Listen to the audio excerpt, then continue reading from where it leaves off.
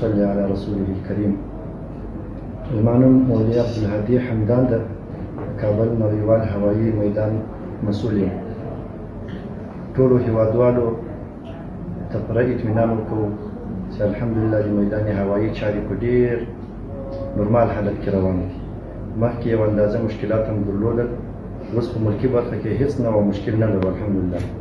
زموږ پروازونه مزار، هرات، کندهار، نور ټولو ولایاتو ته زموږ پروازونه روزمره یا په 2 ورځو کې یو د باختر، اریانا او کمهیر شرکتونو له طریقه چې روزمره یو پرواز یا 2 پروازه کېږي او مسافرین هم په ښه ارامه فضا کې او په ارام امنیت کې تر خپله ځایه ځان رسوي.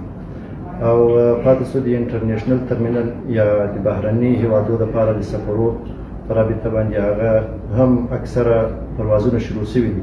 مثلا موږ له بحرین چې پرواز لرو دلته پروازونه شوي دي، له قطره چې له دوبۍ، عربي متحده اماراتو، قزاقستان، پاکستان او ممکن په دا لږو ورځو کې له روسیې څخه، ترکیې څخه دغو هم موږ ته ریکوست کړی ده چې موږ پروازونه راکوو او تاسو ته د افغان د کړېدلي او مظلوم ولس سره مرستې کوو.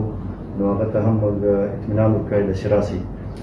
د کابل په هوایي میدان کې الحمدلله امنیتي فضا بالکل نورماله ده، هېڅ نوع مشکل نشته. په یوازې په د خارجي ترمینل کې موږ یو څه تخنیکي ستونزې لرو، په هغه باندې هم کار روان ده چې تقریبا 11% یا 15% مشکل به نور هم وي. زه ده چې انشاءالله هیوادوالو ته او هغه مسافرینو ورونو ته افغانانو ته چې په بهرني هیوادونو کې د سفر شپې ورځې صفا کوي او دلته یې د راتلو اراده ده، هغو ته به هم دا خوشخبري ورسېږي چې مخ باندې به هم دا ترمینل او دا هوایي میدان پرانستل شي چې دوی خپل هیواد ته ستانه شي. او یا په دغه هیواد کې بعضې هغه مسافرین وروڼه دي چې د هغو یا ویزې تر وخت تېرېږي یا یې پاسپورټونه تر وخت تېر شوي دي یا هلته کارونه ضرور لري، هغه به هم انشاءالله له دې زیرې چې برخورد شي او خپل سفرونه به خارجي هیوادو ته. د نړیوالو پروازونو په اړه که راته ووایې چې څونه وخت کې به پیل شي؟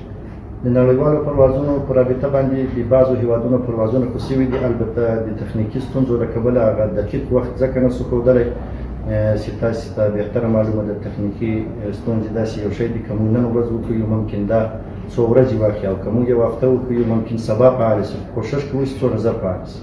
ډېر مننه.